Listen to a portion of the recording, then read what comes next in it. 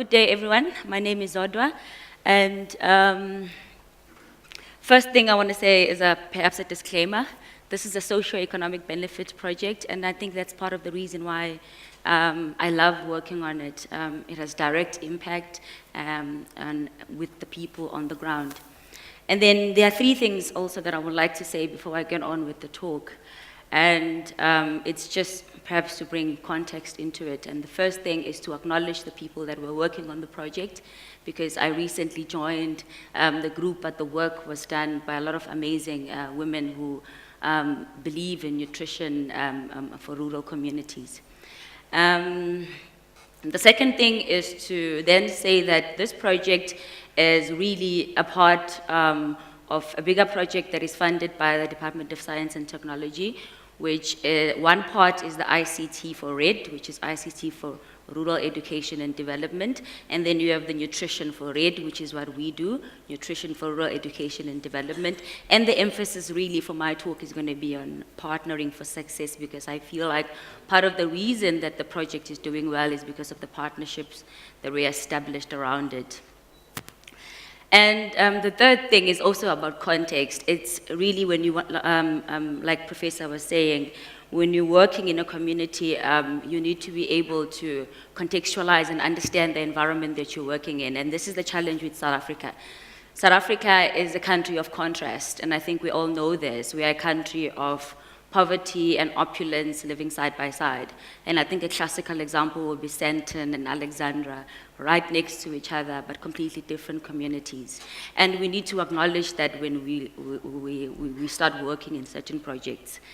And some of you might have heard Thomas Piketty or Thomas Piketty, I don't know how they call him in France, but he was speaking in the annual Nelson Mandela lecture, and really he was also talking about these issues of inequality in our societies.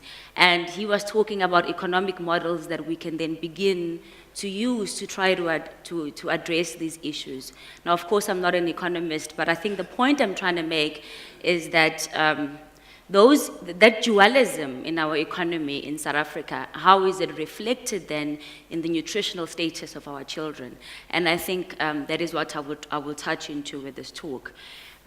So you find in South Africa that we have a dual issue of, we have kids that are obese, and at the same time we have kids that are hungry and don't know what they're going to eat from day to day. And I think what people fail to understand is that both of these are issues of malnutrition. Even though they are on the extreme ends of each other. So I will go through the definitions because I think it's important that we speak at the same level, but really just to understand what malnutrition is. And then the global picture, it's important.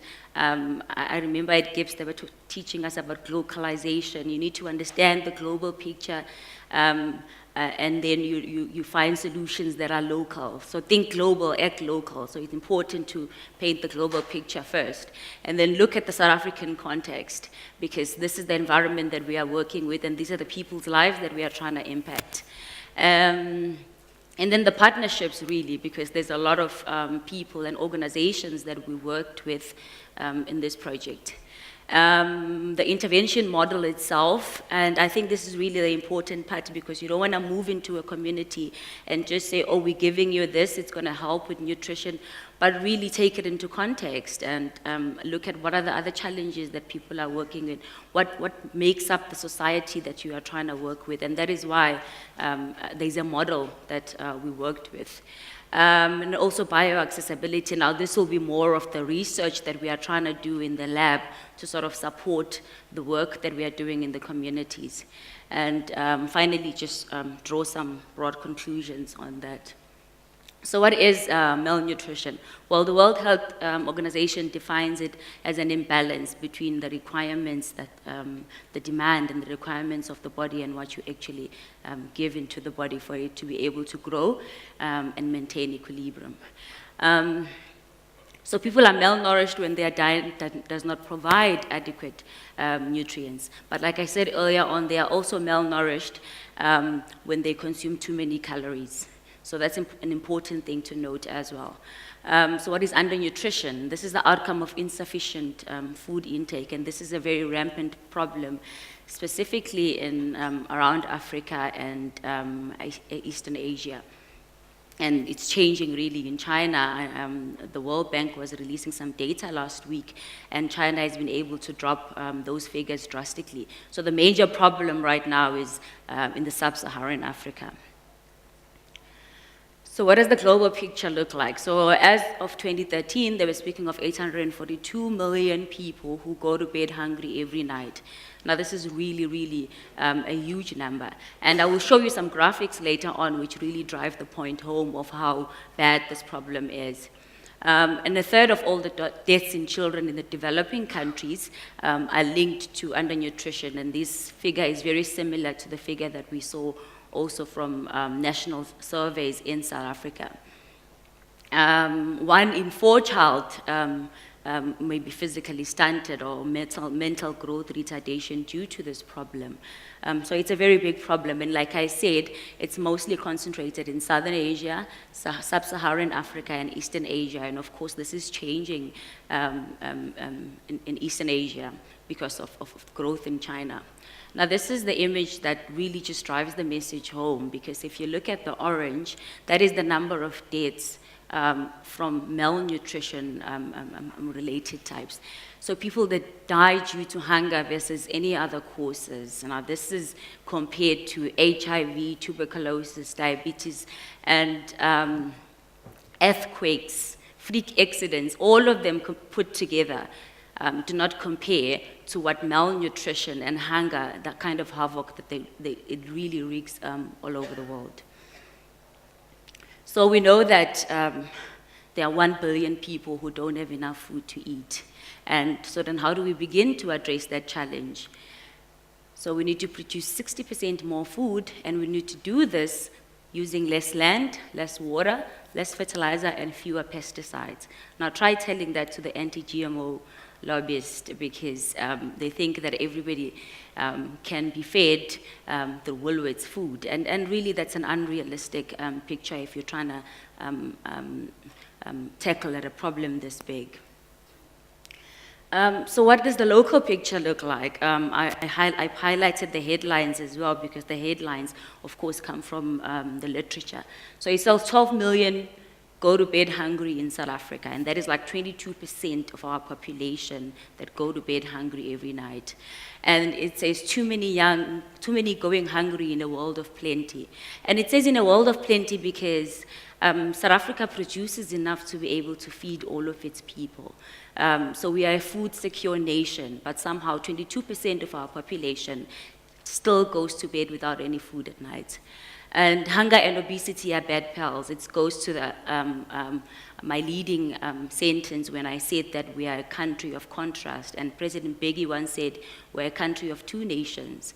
There is poverty and opulence. So you have kids that have too many options and they are making the wrong choices. Then you have kids that have no options at all, and then we need to start looking into how do we then present them with some options and make sure that those are the right options. And the children that are making the wrong choices, how do we make sure that out of the options that are presented to them, they choose the right one, and then we start addressing the issue of malnutrition that way. So the major problem in South Africa that and this really comes from a number of studies, and we have been able to pinpoint, is micronutrient deficiency. And so this includes vitamin A, iodine, and zinc. And what do we know about these micronutrients? Well, we know that you can find them from fruit and vegetables. We know that if you are able to get a serving of fruit and vegetable, with time you can be able to make sure that you get these micronutrients. And in South Africa, of course, there has been some initiatives where these micronutrients have been put in the staple foods like our bread and our mealie meal and so on, to try and address these issues. We also know that indigenous vegetables are very rich in these micronutrients. And this is the lovely thing about it, because then in the rural communities as well, which is where our work mostly happens, this is something that people are mostly familiar with. I remember growing up in KZN, there was a time when they introduced this millie meal that was yellow, and it was supposed to have higher vitamin A. But the reason for its failure is because it looks foreign and it looks different. And people then that do not want to eat it, they even labeled it some name that they didn't like. So, so what do we know about vegetables and children, okay? Because we're working with children here, well, they don't like vegetables, and this is the biggest challenge, and if you don't take this into consideration, you're more likely to fail. So this is one of the things that we had to take into consideration, and also working with our partners, see then how do we package our solution in such a way that it appeals to the children, it's something that they will want to eat. So we worked with a number of partners and stakeholders, specifically the school nutrition program, and this is very important because government already has a feeding scheme that is working in some of these schools. So you cannot come in and say you're going to introduce your nutrition program outside of that. These are people that you have to work with.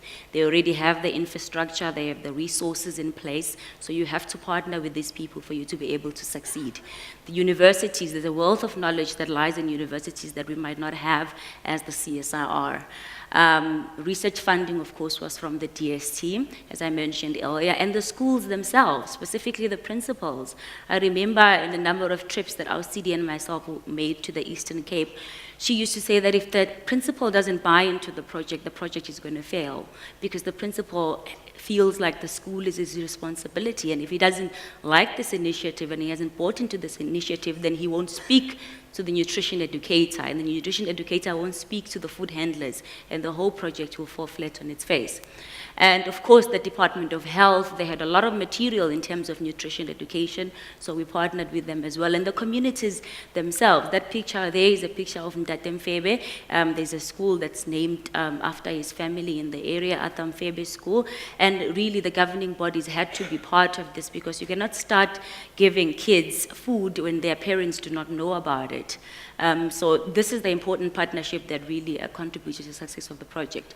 So we conducted baseline studies in the beginning. This is important so that you know what you're working with, and they're really a reflection of what SANES as well had already told us in terms of what's happening on the ground. So the intervention model itself, we call it a model because it had different components. So we had a breakfast drink, and this is what's mostly highlighted, but it really works because it's a whole lot of elements that work together. Then there's school gardens, school kitchens, hygiene, and nutrition education. And we never planned to go and build school kitchens, but we can't feed people under a tree. When you get there and you realize that this has to be done, you have to be able to be agile, like Dusty was saying yesterday, and change your plan and adapt to what you're working with. So the breakfast drink itself, it was formulated as a solution to a program, so it had to a problem. So it had to address the malnutrition deficiencies that I was talking about, the vitamin A and iron and zinc and so on. So that's how it was formulated, and is fed to the kids in 5 schools in the Eastern Cape every morning before they go into class. The second thing was the school gardens, and this is very important because there's already a school feeding program that I spoke about earlier on. So the way that it works, we didn't just say start gardening. We brought in the ARC, and the ARC was there to teach agribusiness. How do you make money out of a garden? So these gardens actually feed into the school feeding program, where the school buys from this, because the school has a budget from the Department of Education. So they will buy from these gardens and then incorporate this into their meals. And so it's a sustainable program, so that long after the CSIR is gone, the people still have these vegetables in place, and they are able to still have access to this diverse diet. Then the school kitchens. Of course, there was a school where there was not a kitchen at all, and we had to build one. But the rest of the schools, it was just a matter of renovating and making sure that it's a hygienic environment that the kids and the meal workers can be proud of.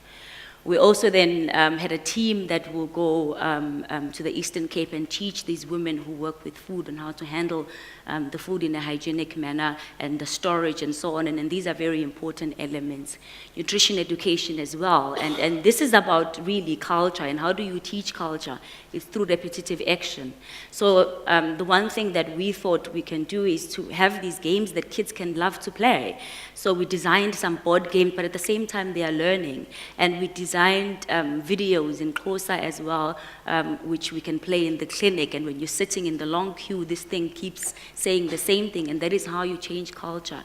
And also when you're teaching children, when they go home, they say, "Mommy, I don't like fat in my food anymore because my teacher said fat is bad." And when you teach children like that, then they go home and I was that kind of kid. So I know that I will go and tell my mom when I think my teacher has taught me something new. So it was important as well, this, because you want to leave that behavior behind. You want them to be aware and conscious of what's good and what's not good for them. So preliminary feedback, we haven't really done any study in terms of testing because you need to feed the kids for iron specifically for at least continuously about 6 months before you can do any test. But as you can see, that looks like very happy clients. They like the taste of the juice. So it's just a matter of then testing later on in terms of did it work in terms, but the initial response has been really good. So the next step that we want to look at is bioaccessibility. And what is bioaccessibility? This is what now we're going to do in the lab. Bioaccessibility looks at when you are feeding a kid a glass of juice, how much of it actually gets into their system and becomes utilized. People sometimes use the two words interchangeably, bioaccessibility and bioavailability. I think that bioavailability is more of which model do you use? If it's bioavailability, it's an in vivo process. If it's bioaccessibility, it's more of an in vitro process. But that's just technical stuff. So we want to look at that and take it to another level, you know, so how much, and then we reformulate based on that. How much of what we are giving the kids is actually adds value to their system. So we're doing this using two models. They are both in vitro. We just recently commissioned TIM, which is on the right. It's in the lab at Biosciences. We're using that gastrointestinal model to study bioaccessibility as well. And we're also using KEICO2 model, which is what Lindiwe is doing, to study bioaccessibility as well, and that work is continuing. So in conclusion, really, I would like to say that the most important thing is having strong partnerships with people that can make a difference in your project. And working with communities themselves, because then the word of mouth spreads and people, and it's important for communities to leave a long-lasting effect and for communities to know what's the importance of nutrition and what are the implications of not getting the right nutrients. So we're going to do biochemical tests as well, like we did with the baseline studies, and go back and measure the weights and do blood tests as well. Conduct bioaccessibility studies that is already underway, and monitor intake using IT, and then possibly reformulate. But I think just to conclude, I would like to say that the most important thing, like I said, is to make sure that the kids that have too many options start choosing the right ones. And the kids that have no options starts being presented with the right options in terms of nutrition. And we cannot claim that for years and years we'll be going into the rural Eastern Cape and giving a drink. But it's really the lessons and the behavior that we are hoping to change. And we're hoping that the gardens will be able to do that in terms of this diversity of meal that is now starting to happen within the rural communities. Thank you.